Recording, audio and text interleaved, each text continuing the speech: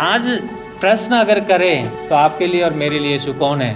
हो सकता है हम सबका जवाब क्या होगा, एक ही जवाब देंगे हम लोग, क्या होगा? यीशु मसीह प्रभु है, परमेश्वर है, सृष्टिकर्ता है और राजा है, सबका ब्रह्मांड का मालिक है। हो सकता है एक जवाब सब लोग देंगे, परंतु इस जवाब की सत्यता कहाँ से निकलेगी पता है? जाने जाएंगे प्रत्येक के आपके और मेरे जीवन के कार्यों से जानेंगे कितना आप उस पर विश्वास करते हैं कि नहीं करते। कहना आसान है, इसी कारण मैं बार बार कहता हूँ मसीह जीवन व्यवहारिक और प्रैक्टिकल लाइफ है।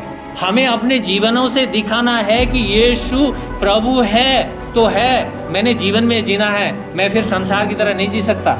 मैं इस मुंह से वही शब्द इस्तेमाल नहीं कर सकता जो संसार करती है, मैं हृदय से वही बातें नहीं सोच सकता जो संसार सोचती है, मैं उस रास्ते पे इस पाँव से नहीं जा सकता जो संसार जाती है, क्योंकि फिर मेरा और संसार का सोचने में अंतर आएगा। उसी तरह आपके और मेरे जीवन में हम अंतर आना चाहिए। हम कहते हैं हम विश्वासी हैं, हम कहते हैं बॉर्न अगेन क्रिश्चियन है, हम उद्धार पाए हुए मसीह हैं, लेकिन जीवन देखो ऐसा लगता है जैसे मैले चिथड़े की तरह जीवन है। ऐसा लगता है, ऐसे घिन आता है, ऐसे जीवनों से घृणा आता है।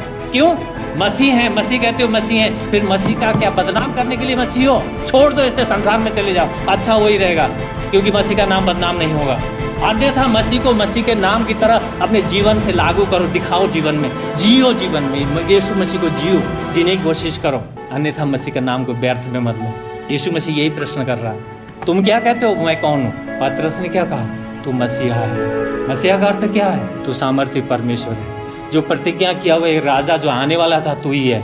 जो इस्राएली लोग वह पुराने समय से जो प्रतिज्ञा के उस राजा को, उस मसीहा का इंतजार कर रहा था, तू वही है। बहुत बड़ा कन्फेशन है पतरस ने।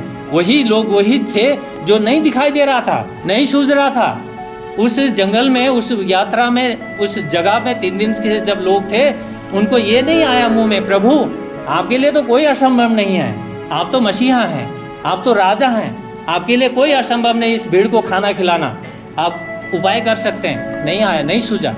लेकिन अभी क्या हुआ? यीशु ने उनकी बादलों को छटनी कर दी, उसके अंधेपन को थोड़ा हटा दिया। अभी इनको स्पष्ट दिखने लगा कि ये तो मसीहा है।